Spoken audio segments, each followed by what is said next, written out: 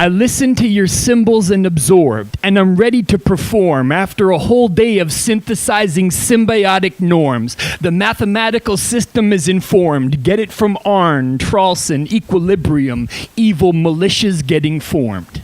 My strategy is to defect and support the evolution of an evil institution that punishes decent humans, poisoning the entire habitat. Imagine that. And plus, I will advertise my strategy with a MAGA hat. And other cultural symbols that I would rather forget, wearing them is predictive of perceived pathogen threat, and how the human against nature challenge is met, according to the models of Sergei Gavrilet's. Collective action is difficult to naturally select, so we do numbers mathematically. Expect the Alabama natural disaster set to resist any tight, loose ambidextrousness. We keep it tight around here like a Sufi mystic wraps his head. Cultural symbols tend to geographically spread. You can get a helping hand if you catch the drift from Michele Gelfand and her fractal set. A tight culture is rigid. It really lacks the flex, but a loosey-goosey culture has the fattest pets. I'm just keeping it real.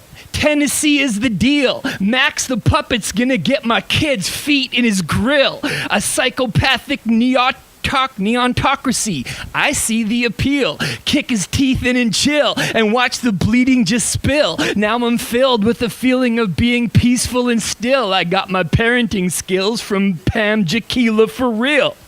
Ship the norm violators off to Greece and Brazil.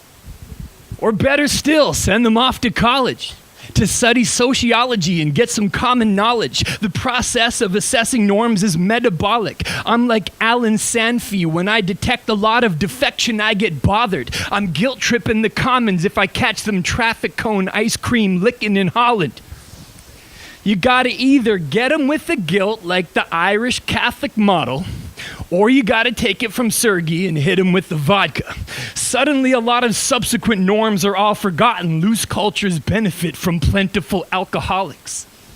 And humans benefit from gossip and being talkative, that indirect altruistic punishment option. They benefit from listening to mythology at the Acropolis, that golden age original affluent hypothesis, tested on ConceptNet by Stelios Michalopoulos.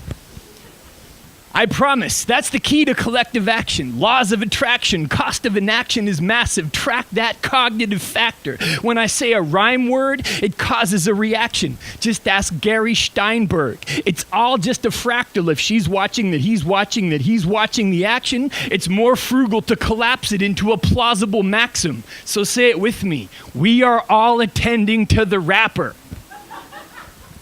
The man who has the lowest status in the pedagogical ladder, the fewest letters after his name, no postdocs to co-author his chapters. But for some reason, when he talks, it's just magic. And that's a cultural norm-following symbiotic attraction. Damn, I rap subliminal, getting away with it charismatically Michael Jackson criminal. My styles are like cows. Your styles are matrilineal. Agricultural ground is getting plowed. That's phenotypical toxic masculinity, constant patrilineal kinship affinity, believing in Jesus and the Holy Trinity, according to the model that began in the late Jurassic. Vertical transfer of norms, that is simply axiomatic. They track the most conservative aspects of language. That's mathematic. And slavery's always been transatlantic. Or maybe I'm taking liberties with every stanza. If so, I'm about to get exposed by Paola Sapienza. Imaginary science dividing Homo sapiens up? Sacrificing the fact to get people to throw their hands up? Who's the boss? Clearly not Tony Danza. As far as I'm concerned, the boss is Nicole Creanza.